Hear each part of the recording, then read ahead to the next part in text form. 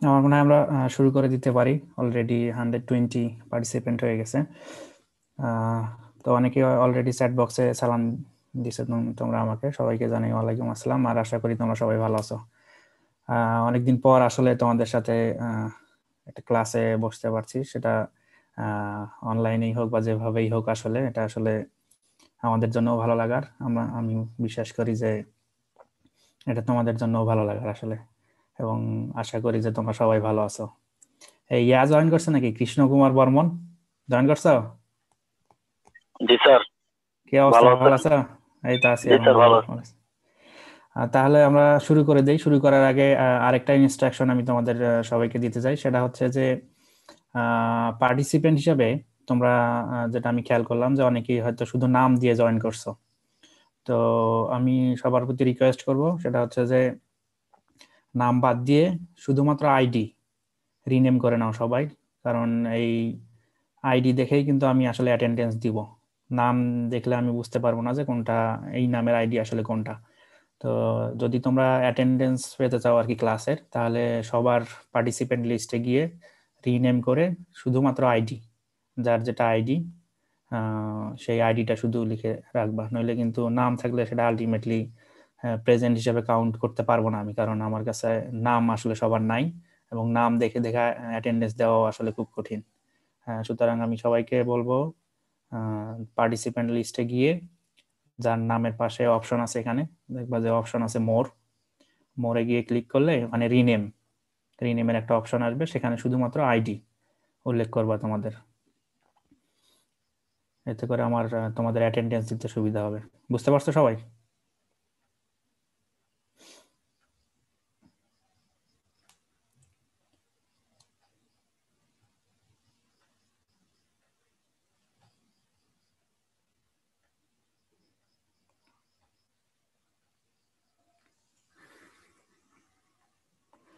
হ্যাঁ, আবিদা সুলতানা মিলি, তারপর হচ্ছে আনিকা আক্তার, দেখি অনেকের নাম দেখতেছে আমি শুধুমাত্র এই, তারপরে আশিকা সিদ্দিকা, তারপরে আরো অনেকের নাম আছে। আমি তোমাদের বলতেছি আবারও যে শুধুমাত্র আইডি লিখে রাখো রিনেম করে, নাহলে কিন্তু পরবর্তীতে এটা আসলে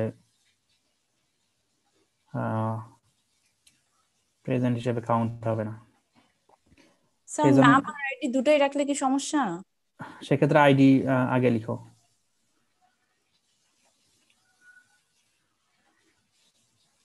তোমরা যদি আইডি ওয়াইজ লিখো বা আইডিটা আগে লিখো, সেক্ষেত্রে হবে কি, এই সবার নাম মানে আইডি অনুযায়ী সিরিয়াল আকারে আসে আসলে পার্টিসিপেন্ট লিস্টে ক্লিক করলে। তখন আমাদের অ্যাটেন্ডেন্স দিতে সুবিধা হয় অনেক। তাছাড়া কল করে অ্যাটেন্ডেন্স দিতে গেলে আসলে অনেক সময় লেগে যায়। আবার নাম দেখেও সম্ভব না, কারণ নাম নাই আসলে অনেকের কাছেই। শুধুমাত্র আইডি আগে দিয়ে তারপরে নাম দিতে পারো, সেটাতে সমস্যা নেই, কিন্তু আইডিটা আগে দিতে হবে। কে যেন একজন লিখলো যে নাম চেঞ্জ করার অপশন খুঁজে পাচ্ছে না। আমি আবারও বলছি যে পার্টিসিপেন্ট লিস্টে গিয়ে নামের ডান পাশে দেখবা যে মোর অপশন আছে, মোর অপশনে ক্লিক করলে রিনেমের একটা অপশন আসে, সেখানে শুধু আইডি লিখে দিলেই হবে তোমাদের। তা আমরা এখন শুরু করে দেই।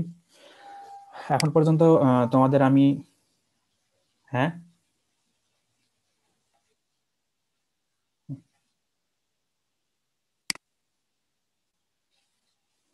তাই আর স্যার পার্টিসিপেন্ট লিস্ট থেকে স্যার শুধু প্রোফাইল পিকচার চেঞ্জ করা যাচ্ছে স্যার, ওখান থেকে নাম চেঞ্জ করা যাচ্ছে না স্যার। যাচ্ছে না? না স্যার। আচ্ছা ঠিক আছে, তাহলে আমরা শুরু করে দেই। সেটা হচ্ছে যে আমি আসলে বেসিক্যালি তোমাদের উল নিয়ে পড়াচ্ছিলাম। উলের বেসিক যে কিছু ফিজিক্যাল প্যারামিটার, তারপরে কেমিক্যাল প্যারামিটার, তারপরে কিছু প্রপার্টিস অলরেডি আমি তোমাদের ক্লাসে আসলে দেখাইছি। আমি জানি না আসলে তোমাদের মনে আছে কিনা। হ্যাঁ, বেশ কিছু জিনিস আসলে আলোচনা করছিলাম উল নিয়ে। তো আজকের যে জিনিসটা নিয়ে আলোচনা করবো বা যে টপিকটা আমি তোমাদের সামনে নিয়ে আসছি আসলে, সেটা হচ্ছে উলের কোয়ালিটি।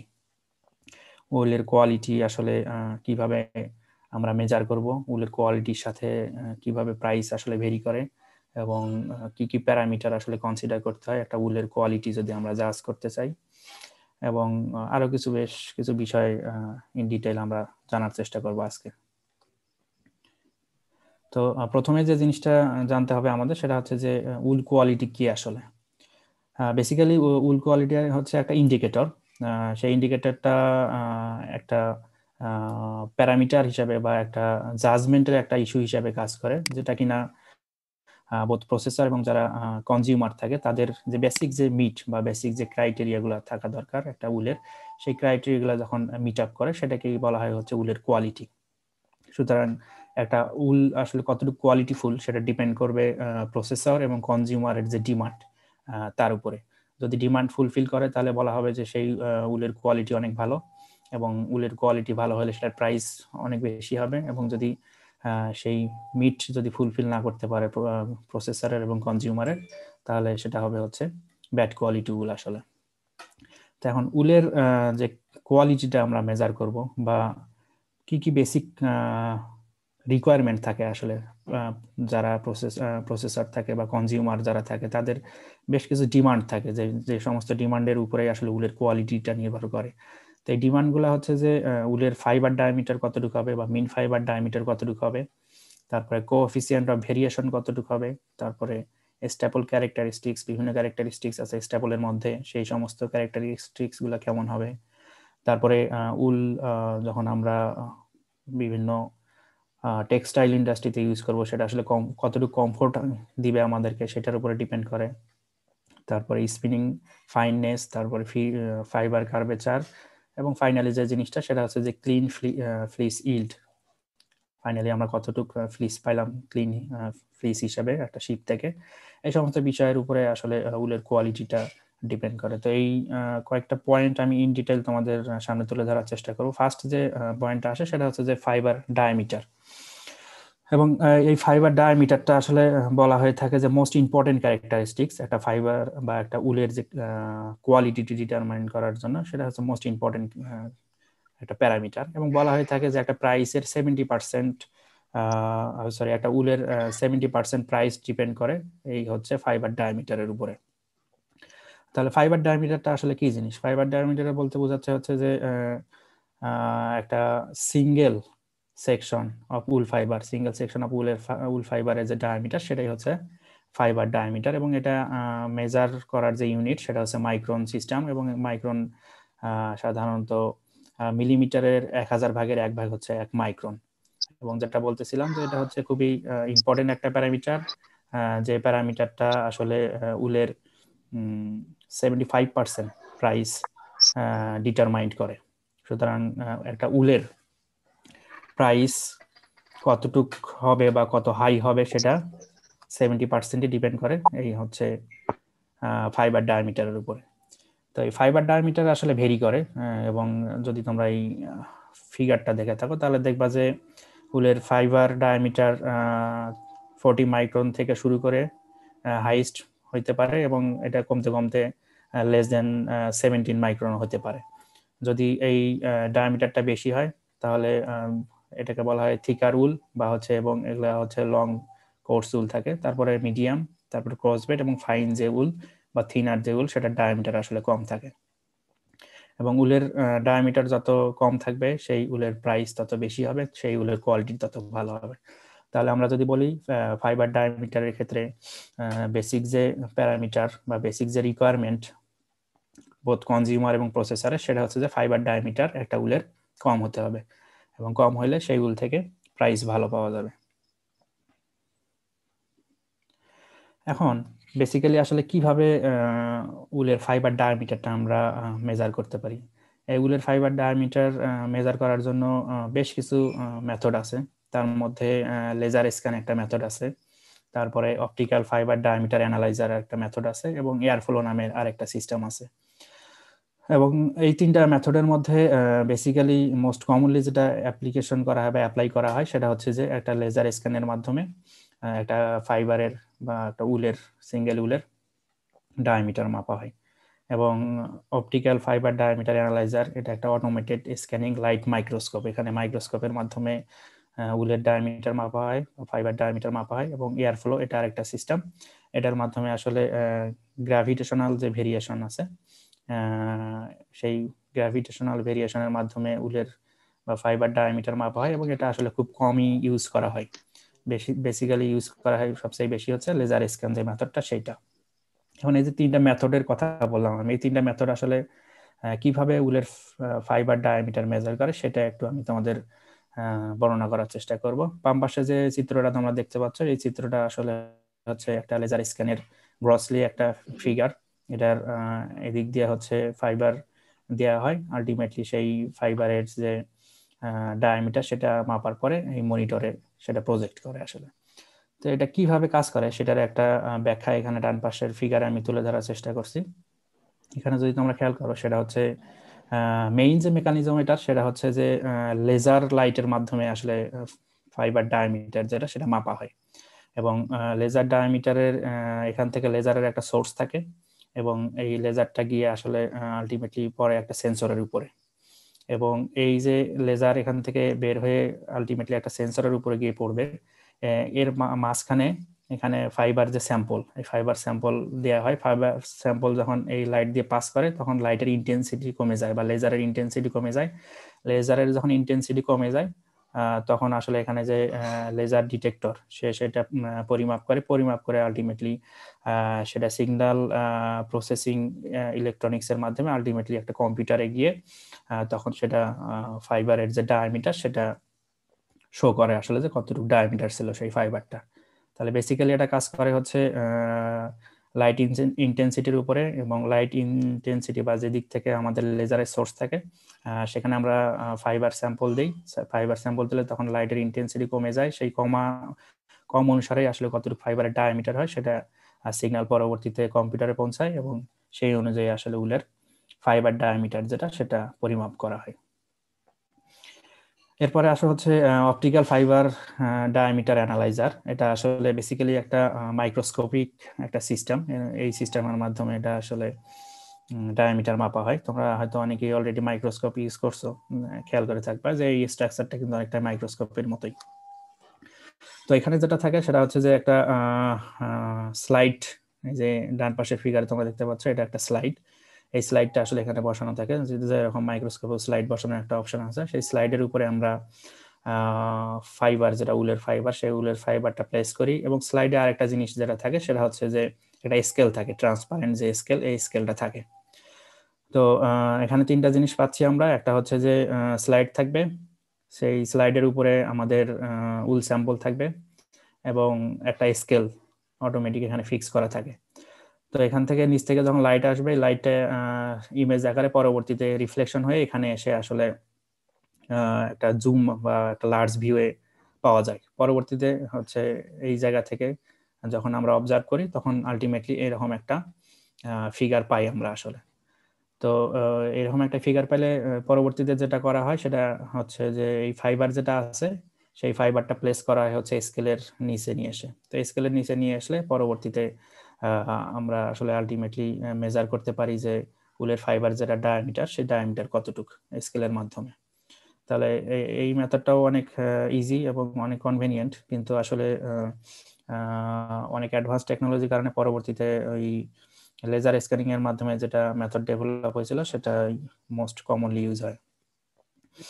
এবং থার্ড যে সিস্টেম সেটা হচ্ছে যে এয়ার ফ্লো সিস্টেম। এই এয়ার ফ্লো সিস্টেমের মাধ্যমে খুব বেশি একটা এখন আর ইউজ হয় না, এবং অনেক কমপ্লেক্স একটা এটা মেকানিজম আসলে।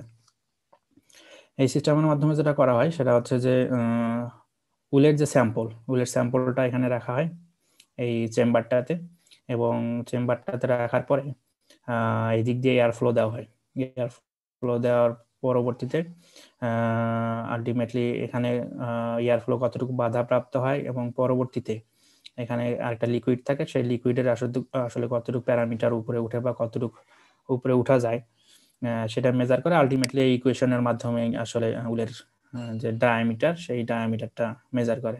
এটা কমপ্লেক্স একটা ইকুয়েশন, এবং এই মেথডটা খুব একটা ইউজ করা হয় না আসলে কমপ্লেক্স কারণেই, যার কারণে আগের যে দুইটা মেথড ছিল সেই দুইটা মেথডই আসলে সিম্পল, এবং ওই দুটাই মেইনলি ব্যবহার করা হয়। বিশেষ করে লেজার স্ক্যান যেটা সেটা সবচেয়ে বেশি ব্যবহার হয়। এরপর আসা হচ্ছে উলের যে ভেরিয়েশন। উলের ভেরিয়েশন বলতে এখানে বেসিক যে জিনিসটা বোঝানোর চেষ্টা করছি আমি সেটা হচ্ছে যে ফাইবার যে ডায়ামিটার, সেই ফাইবার ডায়ামিটারের যে ভেরিয়েশনটা থাকে সেই ডায়ামিটারটাই এখন আসলে এখানে উল্লেখ করার চেষ্টা করছি আমি।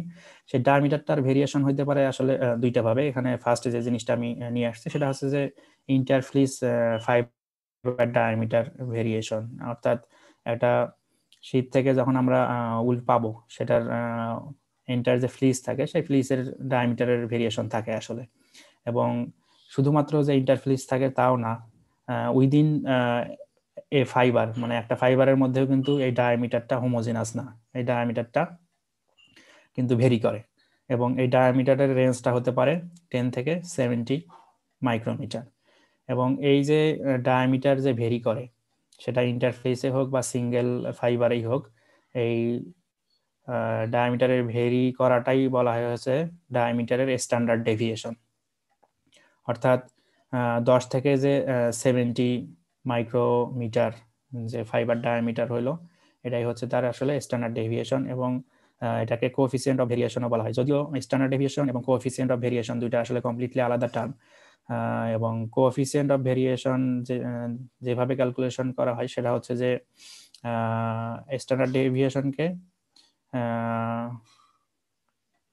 ভাগ করা হয় হচ্ছে হলো ফাইবার ডায়ামিটার, এবং এটা এক্সপ্রেস করা হয় পার্সেন্টেজ বেসিসে। সুতরাং স্ট্যান্ডার্ড ডেভিয়েশন এবং কোএফিসিয়েন্ট অফ ভেরিয়েশন কিন্তু দুইটা আলাদা জিনিস। এবং বেসিক্যালি যে জিনিসটা কনসিডার করা হয় সেটা হচ্ছে যে কোএফিসিয়েন্ট অফ ভেরিয়েশন যদি 5% ইনক্রিজ করে তাহলে আলটিমেটলি যেটা মিন করে সেটা হচ্ছে যে 1 micron reduction of fibre diameter regarding wool processing performance, তাহলে 1 মাইক্রন ফাইবার ডায়ামিটার কিন্তু ডিক্রিজ করে। তাহলে যেটা আলটিমেটলি দাঁড়ায় সেটা হচ্ছে যে the lesser the fibre diameter variation in wool the higher the market demand. বিষয়টা হচ্ছে এরকম, যদি ফাইবার ডায়ামিটারের ভেরিয়েশনটা বেশি হয় তাহলে যে জিনিসটা হয় সেটা হচ্ছে উলের ইউনিফর্মিটি থাকে না আসলে।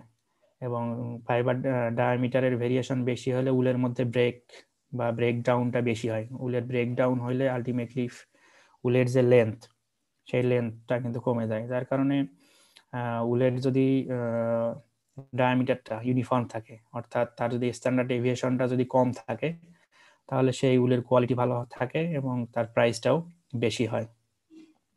এখন তোমাদের কাছে যে জিনিসটা কনফিউশন লাগতে পারে সেটা হচ্ছে যে স্ট্যান্ডার্ড ডেভিয়েশনটা মনে হয় তোমাদের কাছে ক্লিয়ার না আসলে। সেই স্ট্যান্ডার্ড ডেভিয়েশনটা যদি আমি একটু উদাহরণ সহকারে তোমাদের উপস্থাপন করার চেষ্টা করি, সেটা হচ্ছে যে ধরলাম আমরা দুইটা বা তিনটা, ধরো তিনটা আমরা উল স্যাম্পল নিলাম, সিঙ্গেল উলের স্যাম্পল নিলাম বা ফাইবারের স্যাম্পল নিলাম। তো তিনটা ফাইবারের একটার ডায়ামিটার দেখা গেল হচ্ছে 10 মাইক্রোমিটার, আর একটার ডায়ামিটার হচ্ছে 20 মাইক্রোমিটার, আর আরেক থার্ড যে স্যাম্পলটা ছিল সেটার ডায়ামিটার ধরলাম আমরা 30 মাইক্রোমিটার। তাহলে আমরা উলের ডায়ামিটার পাচ্ছি 10 থেকে 30 মাইক্রোমিটার পর্যন্ত। এখন এইটার হচ্ছে অ্যাভারেজ ভ্যালু হচ্ছে আমাদের তাহলে 20 মাইক্রোমিটার। এখন আমাদের স্ট্যান্ডার্ড ডেভিয়েশনটা আসলে কত হবে? তাহলে আমাদের স্ট্যান্ডার্ড ডেভিয়েশন হলো এই 10 থেকে একেবারে 30 পর্যন্ত। তাহলে আমরা মিন থেকে যদি ক্যালকুলেশন করি তাহলে প্লাস মাইনাস স্ট্যান্ডার্ড ডেভিয়েশন যেটা হবে প্লাস মাইনাস 10। তাহলে আমাদের মিন প্লাস মাইনাস স্ট্যান্ডার্ড ডেভিয়েশন হবে 20 প্লাস মাইনাস 10। বুঝতে পারছো তোমরা? এটা হবে তাহলে স্ট্যান্ডার্ড ডেভিয়েশন। এখন আমরা যদি কোএফিসিয়েন্ট অফ ভেরিয়েশন বের করতে চাই তাহলে যেটা করতে হবে সেটা হচ্ছে যে স্ট্যান্ডার্ড ডেভিয়েশন যেটা থাকবে সেটাকে ভাগ করতে হবে হচ্ছে ফাইবার ডায়ামিটার দিয়ে, এবং আলটিমেটলি এক্সপ্রেস করা হবে অ্যাজ এ পার্সেন্টেজ বেসিসে। তাহলে এটা পাবো আমরা হচ্ছে ইন্টারফ্লিস ফাইবার ডায়ামিটারের যে ভেরিয়েশন সেটা আমরা পাবো। এখন সিঙ্গেল অথবা স্ট্যাপল ফাইবার ডায়ামিটারের মধ্যে কিন্তু ভেরিয়েশন থাকে আসলে। তো এই ভেরিয়েশনটাকে মেজার করা হয় হচ্ছে ফাইবার ডায়ামিটার প্রোফাইল হিসাবে। এবং ফাইবার ডায়ামিটার প্রোফাইল যখন আমরা ক্যালকুলেশন করি বা মেজার করতে চাই সেক্ষেত্রে কোন জায়গায় আসলে আমরা ফাইবার ডায়ামিটারের প্রোফাইলটা নিব, আসলে এটা একটা কোন বেসিক কোশ্চেন থেকেই যায় যে ফাইবার ডায়ামিটারটা আমরা আসলে কোন জায়গা থেকে নেব ওদের। তো যখন আমরা ফাইবার ডায়ামিটার প্রোফাইল করি অথবা ফাইবার ডায়ামিটার নিই আসলে তখন যে জিনিসটা কনসিডার করা হয় সেটা দেখো এখানে লেখা আছে যে measured over it's staple being lock. অর্থাৎ একটা যদি আমরা স্ট্যাপল নেই উলের, সেই উলের স্ট্যাপল যে জায়গায় এক জায়গায় জড়ো হয়ে থাকে আসলে, যে জায়গায় লক হয়ে থাকে সেই জায়গাটাতেই আমরা আসলে সেই ফাইবার ডায়ামিটারের যে প্রোফাইল, সেই ফাইবার ডায়ামিটার প্রোফাইলটা আমাদের নিতে হবে। এবং এখন যে সিস্টেমটা ডেভেলপ হয়েছে সেটা হচ্ছে যে OFDA যে সফটওয়্যার আছে, সেই OFDA সফটওয়্যারের মাধ্যমে। কোন জায়গা থেকে নেওয়া হয় হ্যাঁ স্যার, কোন জায়গা থেকে ডায়ামিটারটা নেওয়া হয় এটা আমি বুঝি নাই। ডায়ামিটার যেটা নেওয়া হয় সেটা হচ্ছে যে ধরো আমাদের একটা স্যাম্পল, সেই স্যাম্পলটা হচ্ছে যে একটা স্ট্যাপল আকারেই তো থাকে, তাই না? স্ট্যাপল বুঝো তো? না স্যার। আচ্ছা, স্ট্যাপল যদি না বুঝে থাকো, সেটা হচ্ছে যে উল দেখবা যে কিন্তু সিঙ্গেল হেয়ারের মতো থাকে না, সবসময় একটা জমাটবদ্ধ অবস্থায় থাকে। সেটাকেই বলা হচ্ছে যে স্ট্যাপল। এবং সেই স্ট্যাপলগুলো দেখবা যে সাধারণত টিপের দিকে একটা জায়গায় লক আকারে থাকে বা একটা জায়গায় জয়েন্ট আকারে থাকে। এটা কখনো খেয়াল করছো কিনা আমি জানি না, আসলে খেয়াল করছো কখনো? না। তো এই যে জায়গায় জয়েন্ট হয়ে থাকে বা লক আকারে থাকে, তো সেই জায়গা থেকেই কিন্তু আমরা আসলে যে ফাইবার ডায়ামিটার যে প্রোফাইল, সেই ফাইবার ডায়ামিটার প্রোফাইলটা নিব বা উলের যে ডায়ামিটারটা আমরা নিব। বুঝতে পারো না? বিষয়টা হলো এমন যে একটা উল সাধারণত লম্বাই কিন্তু অনেক বেশি হয়ে থাকে। দেখা যায় যে অনেক কয়েক ইঞ্চি পর্যন্ত হয় আসলে। এখন বেসিক যে কোশ্চেন সেটা হচ্ছে যে কোন জায়গা থেকে তাহলে আমরা ফাইবারের ডায়ামিটারটা নিব? জাস্ট র্যান্ডমলি যে কোনো এক জায়গা থেকে নিব নাকি কয়েক জায়গা থেকে নিব? স্যাম্পলিংটা কি হবে আসলে আমাদের সেইখানেই যে কোশ্চেনটা অ্যারাইজ করে, সেই কোশ্চেনের অ্যান্সারটা হচ্ছে যে এখানে যে ফাইবার ডায়ামিটার যেটা নিব আমরা সেটা হচ্ছে যে স্ট্যাপল, যেটা সবসময় লক আকারে থাকে অথবা একসাথে জয়েন্ট আকারে থাকে, সেই জায়গাটাতে আসলে আমরা গিয়ে ফাইবারের ডায়ামিটারটা নিব। এবং বর্তমানে যে মডিফাইড মেথড সেটা হচ্ছে যে OFDA সফটওয়্যারের মাধ্যমে কিন্তু স্ক্যানিং করে ফাইবারের ডায়ামিটার নেওয়া হয়। এবং খুব বেশি যদি অ্যাকুরেট আমরা স্যাম্পলিং করতে চাই, সেক্ষেত্রে যেটা কনসিডার করা হয় যে প্রতি 40 মাইক্রোমিটার ইন্টারভাল, প্রতি 40 মাইক্রোমিটার পর পরে উলের ফাইবারের যে ডায়ামিটার, সেই ডায়ামিটারটা মেজার করে পরবর্তীতে আলটিমেটলি একটা মিন ক্যালকুলেশন করে সেই অনুযায়ী উলের ফাইবার ডায়ামিটার প্রোফাইলিং করা হয়। এখন আসা হচ্ছে স্ট্যাপল লেন্থ। এই যে একটু আগে যেটা বলতেছিলাম সেটা হচ্ছে যে এই যে লকের যে কথাটা বলতেছিলাম এবং স্ট্যাপলের যে কথাটা বলতেছিলাম, সেটা হচ্ছে যে এই যে প্রত্যেকটা কিন্তু একটা স্ট্যাপল একসাথে আছে, এটা হচ্ছে স্ট্যাপল। এবং লকের যে বিষয়টা সেটা হচ্ছে যে এই মাথার দিকে কিন্তু একটা জায়গায় গিয়ে সবগুলা উল, সবগুলা উল কিন্তু একটা জায়গায় গিয়ে লক আকারে থাকে বা জয়েন্ট আকারে থাকে। এই জায়গাটার কথাটাই বলা হয়েছে। এবং ফাইবার ডায়ামিটার যখন মেজার করা হবে তখন অবশ্যই এই জায়গাটাতে এসে উলের ফাইবার যে ডায়ামিটার, সেই ডায়ামিটারটা এই জায়গা থেকে নিতে হবে। র্যান্ডমলি যে কোনো এক জায়গা থেকে নিলে হবে না। আমরা যদি রিপ্রেজেন্টেটিভ স্যাম্পল হিসাবে নিতে চাই তাহলে এই জায়গা থেকে নিতে হবে। আবার আরেকটা মেথডের কথা এখানে বলা হলো, সেটা হচ্ছে OFDA সফটওয়্যার। এই সফটওয়্যারের মাধ্যমে যেটা করা হয়, সিঙ্গেল একটা উল দেওয়ার পরে সেই সফটওয়্যারটা প্রতি 40 মাইক্রোমিটার পর পর এই লেন্থ অনুযায়ী প্রতি 40 মাইক্রোমিটার পর পর ডায়ামিটার নিবে। ডায়ামিটার নিয়ে পরে অ্যাভারেজ ডায়ামিটার ক্যালকুলেশন করে একটা রিপ্রেজেন্টেটিভ একটা যে মান ফাইবার ডায়ামিটারের, সেটা কিন্তু শো করে। আমার মনে হয় এখন ক্লিয়ার হয়েছে তোমাদের কাছে বিষয়টা। জি স্যার, ক্লিয়ার। এরপরে আসা হচ্ছে স্ট্যাপল লেন্থ। স্ট্যাপল লেন্থ বলতে আসলে বোঝাচ্ছে যে এই যে প্রত্যেকটাকে কিন্তু স্ট্যাপল বলা হচ্ছে, তাহলে এই স্ট্যাপলের এই গোড়া থেকে মাথা পর্যন্ত কতটুকু আসলে লেন্থ হয় এই স্ট্যাপলটার, সেটাই মেজার করা হয় এখানে। এবং এটা এক্সপ্রেস করা হয় হচ্ছে মিলিমিটার ইউনিটে। এবং এটার একটা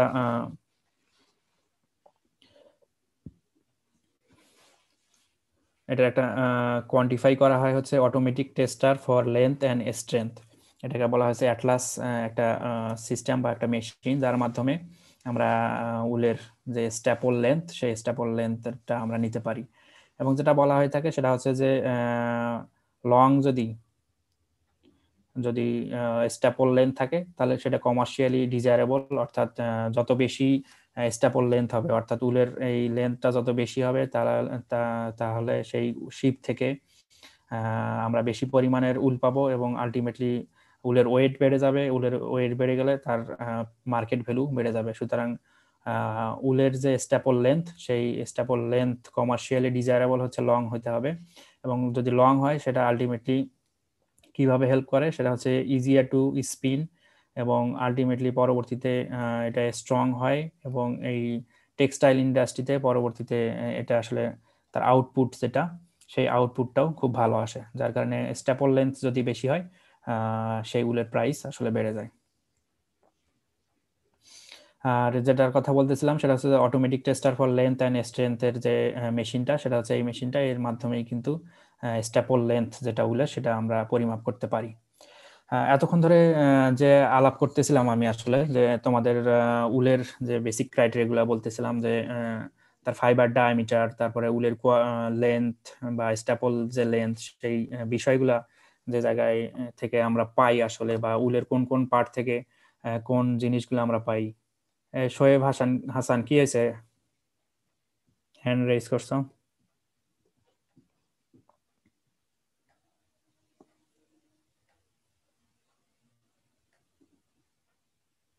স্যার মনে হয় ভুলে চলে গেছে। আচ্ছা, তো যে বেসিক যে জিনিসগুলা বা বেসিক যে ক্রাইটেরিয়াগুলা সেটা হচ্ছে যে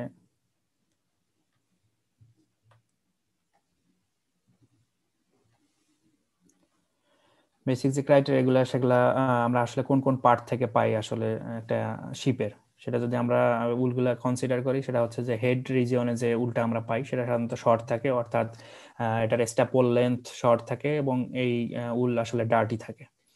এবং আমাদের যদি লেগ রিজিয়নের কথা বলি, তাহলে সেই উলগুলা শর্ট থাকে, অর্থাৎ স্ট্যাপল যে লেন্থ সেটা শর্ট থাকে, ডার্টি থাকে।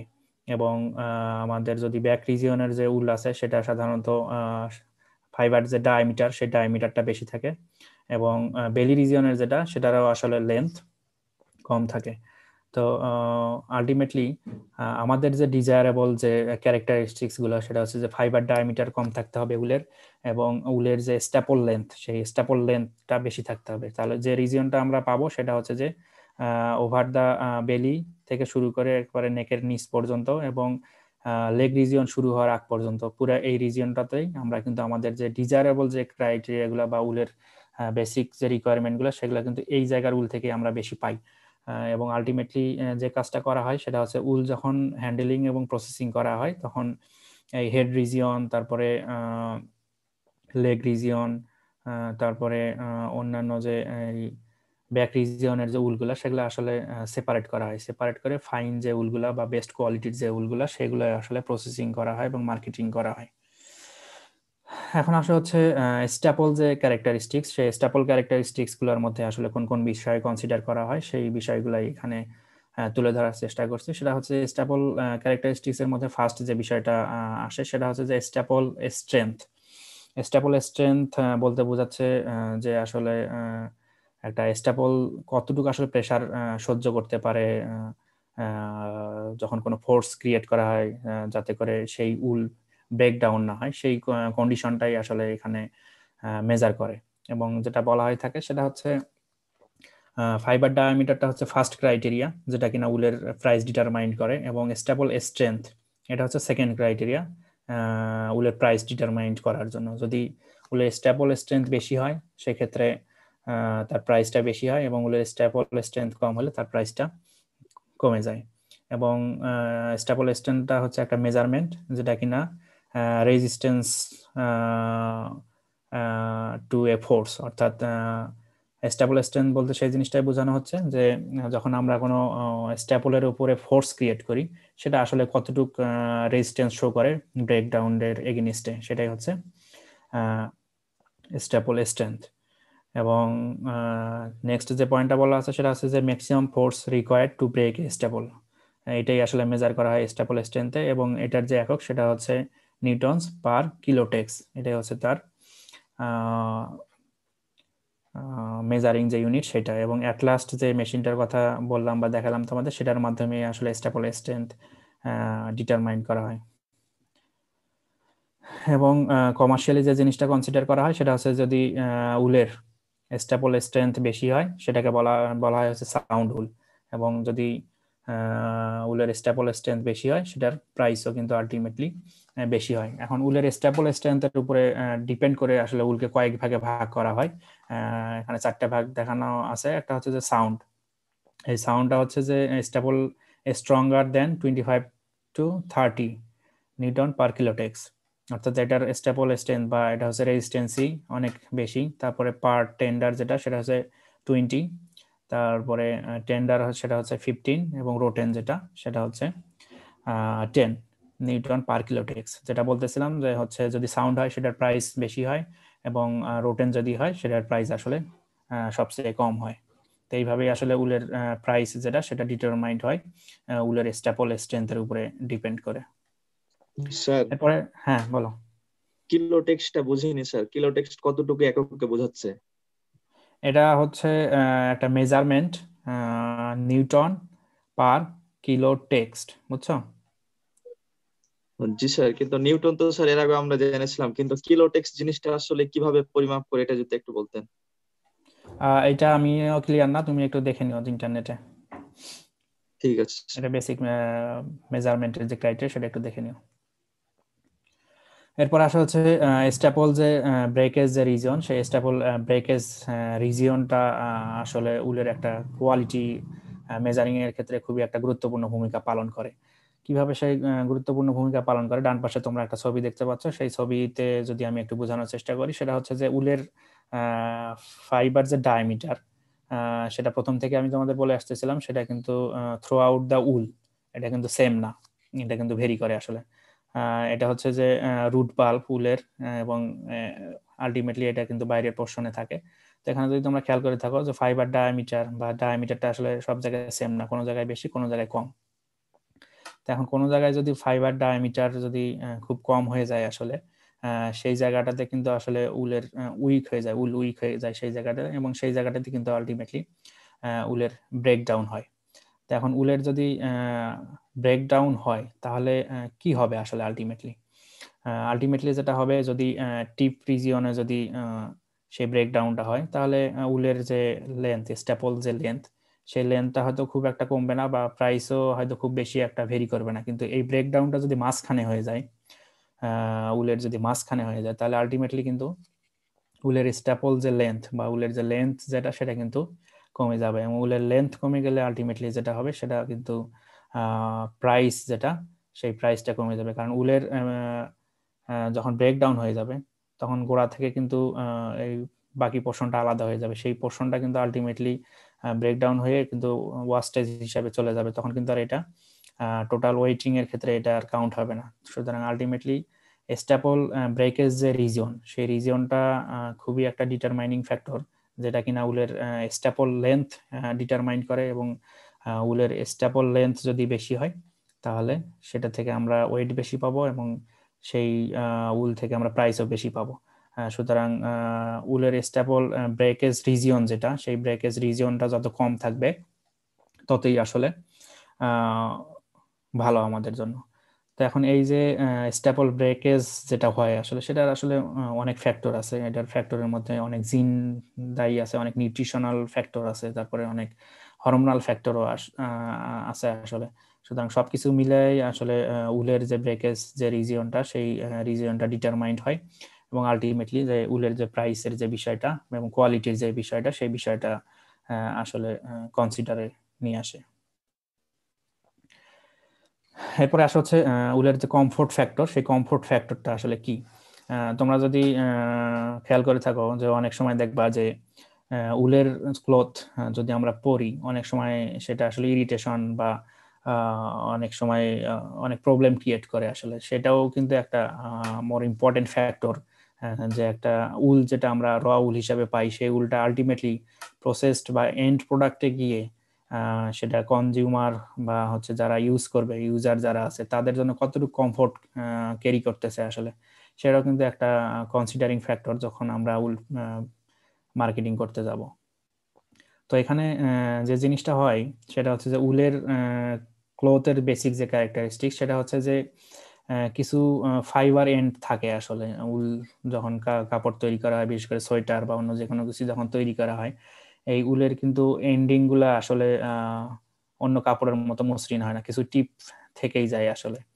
এখন এই টিপস গুলা বা উলের যে এন্ডিং যেটা আছে সেই উলের এন্ডিং গুলা যদি একটা ফোর্স ক্রিয়েট করে এবং সেই ফোর্স ক্রিয়েট করে বডির উপরে, এবং এই ফোর্সটা যদি 70 মিলিগ্রাম পার সেন্টিমিটার স্কোয়ারে বেশি হয়, তাহলে কিন্তু সেটা আসলে আলটিমেটলি আমাদের হিউম্যান বডিতে ইরিটেশন একটা ফিল করায়, এবং তখন কিন্তু সেই উলের যে ক্লোথ যেটা আছে সেই উলের ক্লোথটা পরতে কিন্তু ডিসকমফোর্ট ফিল হয়।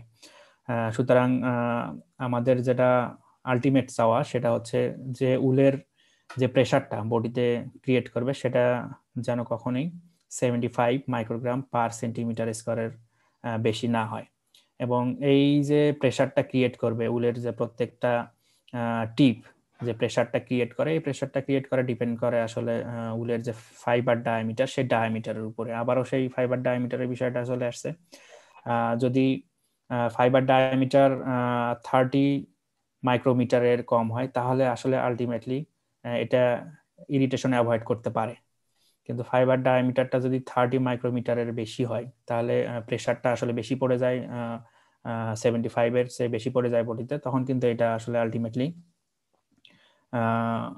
বডির জন্য ইরিটেশন হয় এবং তখন সেই পোশাকটা পরতে আসলে ডিসকমফোর্ট ফিল হয়। তাহলে বেসিক যে জিনিসটা আমি এখানে বোঝানোর চেষ্টা করলাম সেটা হচ্ছে যে উলের কাপড় বা সোয়েটার যাই হোক বলি না কেন আমরা, সেটা হচ্ছে যে এদের উলের এন্ডিং এ কিছু টিপস থাকে বা হচ্ছে কিছু সূক্ষ্ম উল থাকে আসলে প্রত্যেকটা কাপড়ের এন্ডিং এ।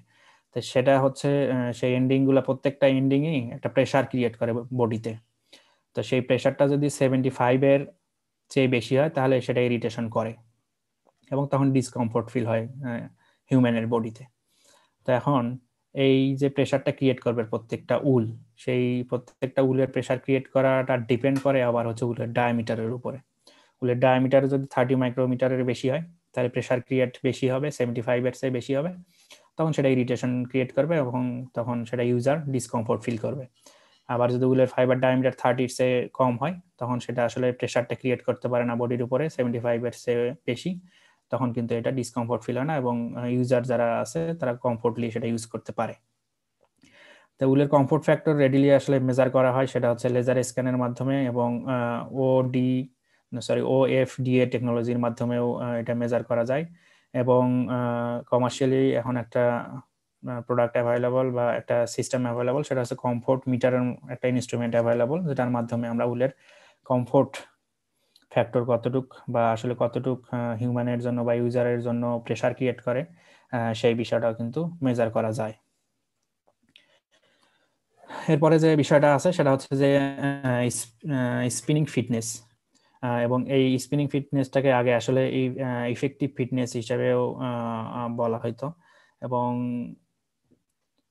এই যে জিনিসটা সেটা হচ্ছে spinning fineness is advantageous as it can be directly compared between wool since its unit of measurement in micron units.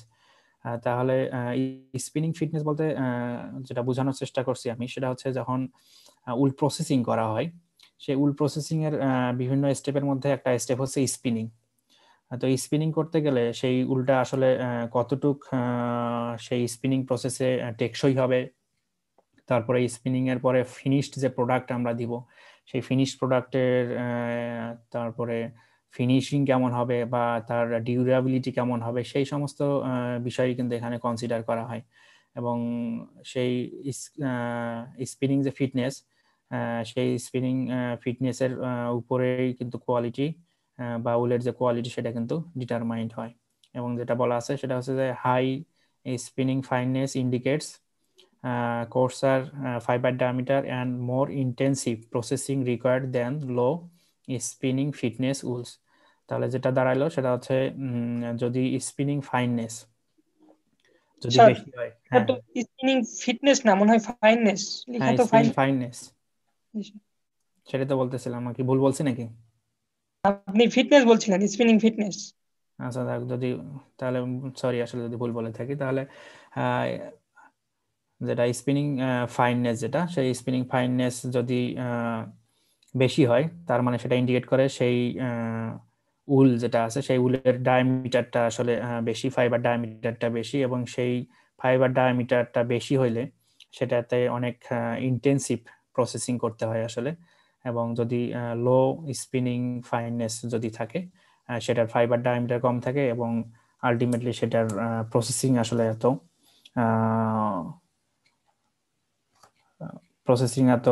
Time consuming হয় না, এবং খুব ফিনিশ প্রোডাক্ট খুব ইজিলি পাওয়া যায় আসলে।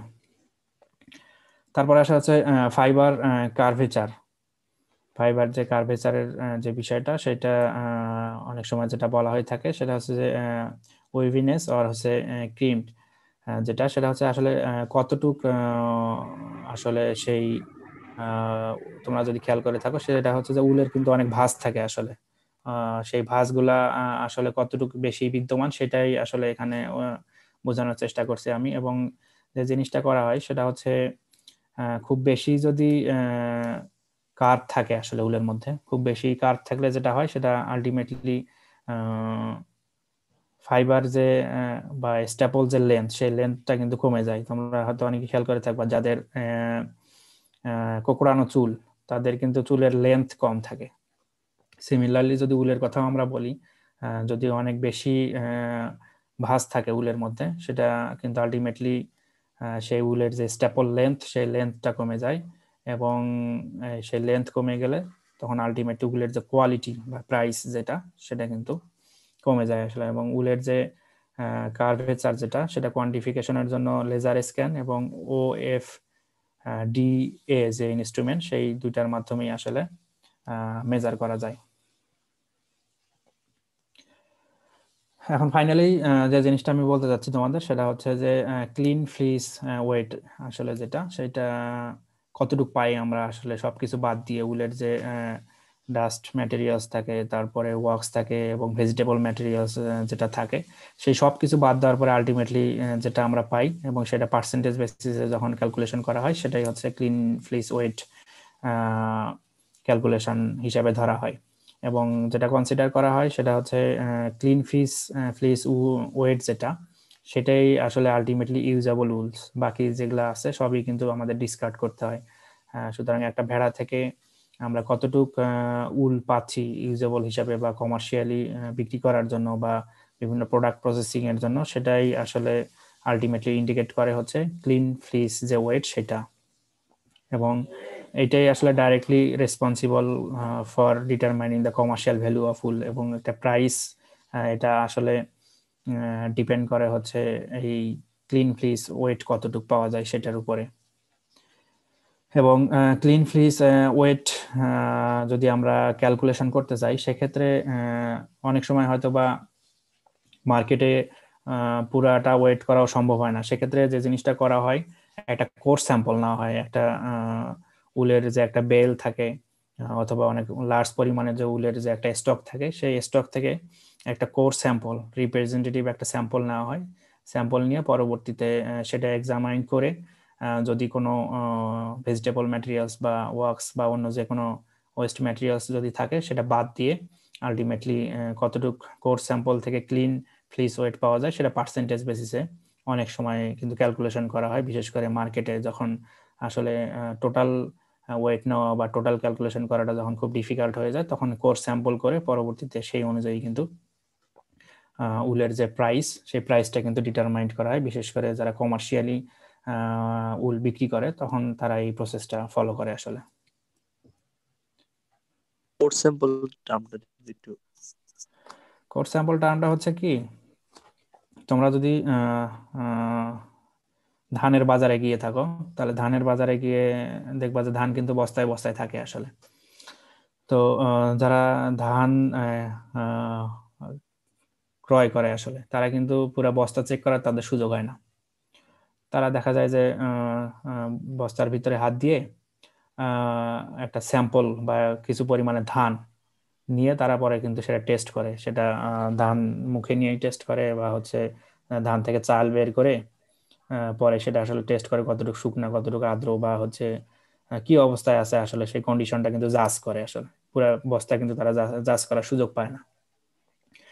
ঠিক সেম জিনিসটা এখানে যখন হচ্ছে মার্কেটে বিক্রি করে আসলে এই ফ্লিস গুলা বা উল যখন বিক্রি করে, তখন আসলে বেল আকারে থাকে কিন্তু, বা একটা লার্জ স্টক আকারে থাকে। তখন পুরাটা আসলে জাজ করার কিন্তু সুযোগ থাকে না।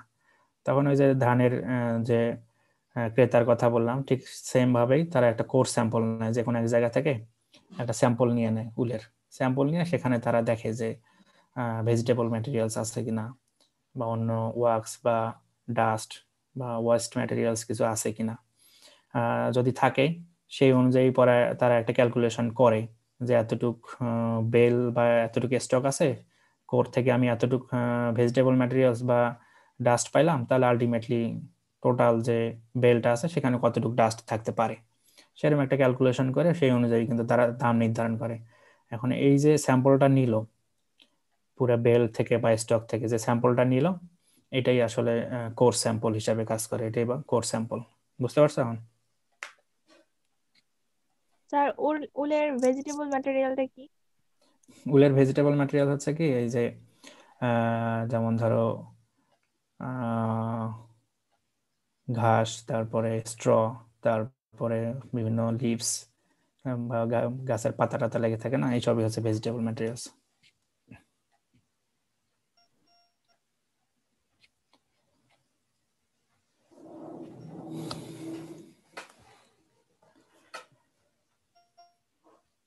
আমার মনে হয় আজকে এই পর্যন্তই। কারো কোনো কোশ্চেন আছে নাকি? না স্যার। কারো কোনো কোশ্চেন নাই? না স্যার। আচ্ছা, তোমাদের অন্যান্য স্যাররা কিভাবে অ্যাটেন্ডেন্স নেন?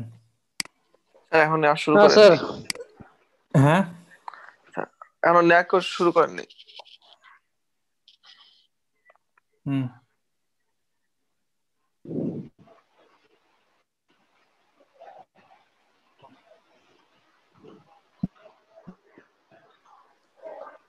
ও,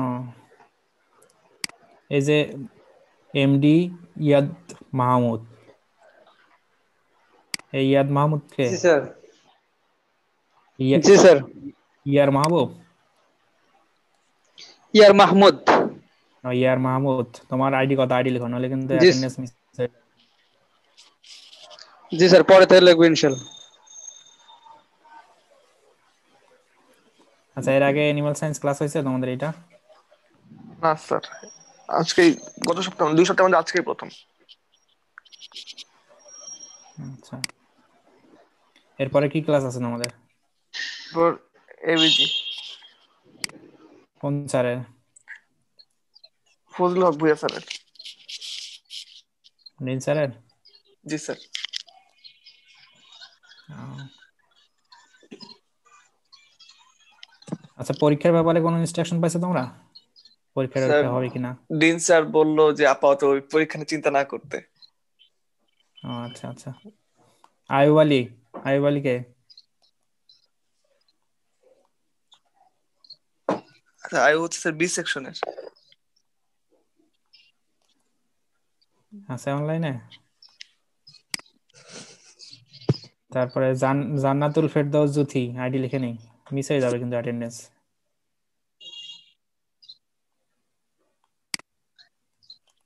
তারপরে Sabrina Tabassum Chowdhury.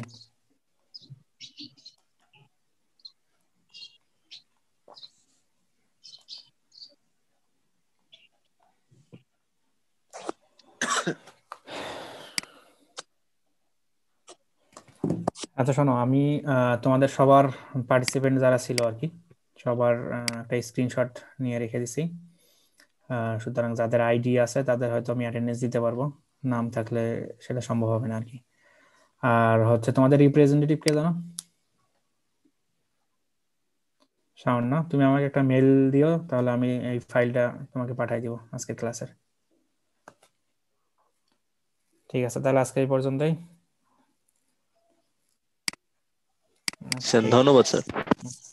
Good bye sir.